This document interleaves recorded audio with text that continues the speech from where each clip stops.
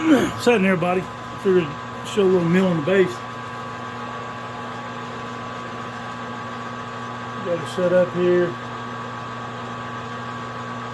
Got just a smidge more to take.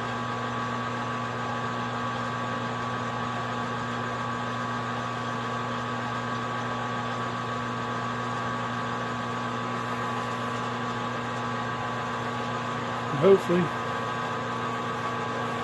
one more cut after this. I don't know if y'all guys like this kind of stuff, the machining or the assembly or the running the saws, but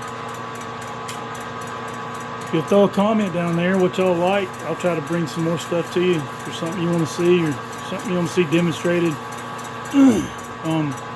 What I do is I cut the mandrels for these slightly below the cylinder size. Make a little piece that goes on the end for the center, and just machine. This is a 5/1000 cut.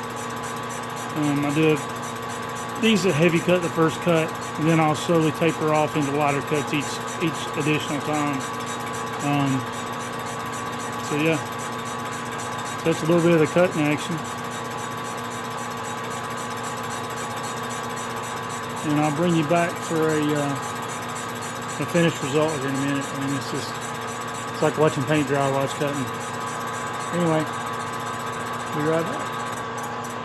All right, I reset up and brought her back for another about a 5 thou, 4 thou cut. It's a finished cut. I'll leave a little bit of room. I could do just a smidge more if I don't like the finish. But this usually does the trick.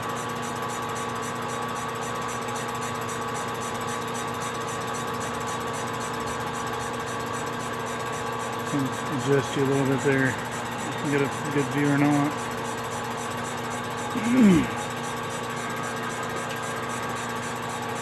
Anyway, it's cutting the base. This is a 201 TPM. I mean, M-tronic saw. This is number 4 or 5 in the line. I'm not real sure. Got a whole bunch of 200s and 201s to do. So I just finished with the 211 batch, or the 2511 Echo batch. We've been following along. It's easier for me to set up if they, depending on how they come in. Luckily they come in bunches, but it's easier to set up everything and dial it in for each machine. That way I don't have to break down and reset up for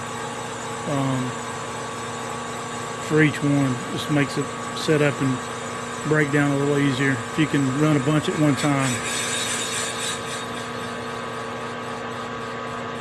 So that should be about it.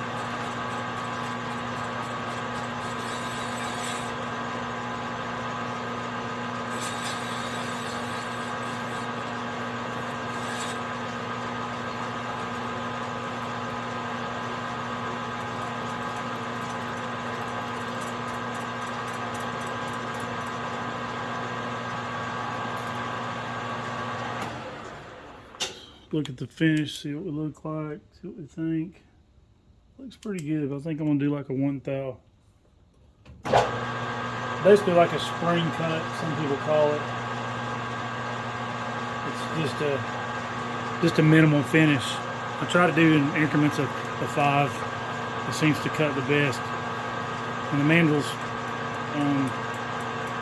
I mean, for what you're doing, it's about the only option you have. But I don't like to cut a lot because I don't want to get all wobbly.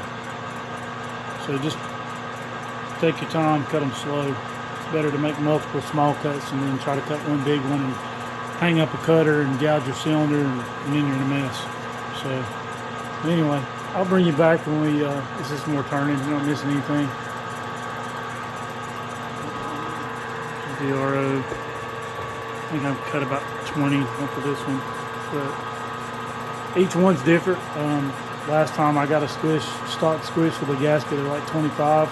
This time it's like 21. So they all vary. I've never cut one that's been completely true out of the box. So just the way they manufacture casting parts. But anyhow, this is a 1 thou pass.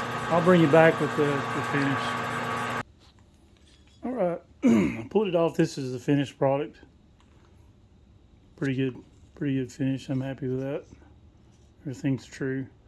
and then we'll see if we can get some numbers. I'll probably post this in multiples so it's not such a drawn out video, but it's just all stock right now other than the base cut. Try to hit my numbers and then we'll see where we're at. For some reason I don't want to. There we go. A little better. Anyway, if you don't cut these too deep, you don't have to reach in for this edge. It's a little tight when you put it back together, but there's still a pretty good bevel in there. It's usually pretty safe. I usually hit it with like 2,000 just to smooth it up. But anyway, that's it for now. Thanks for stopping in.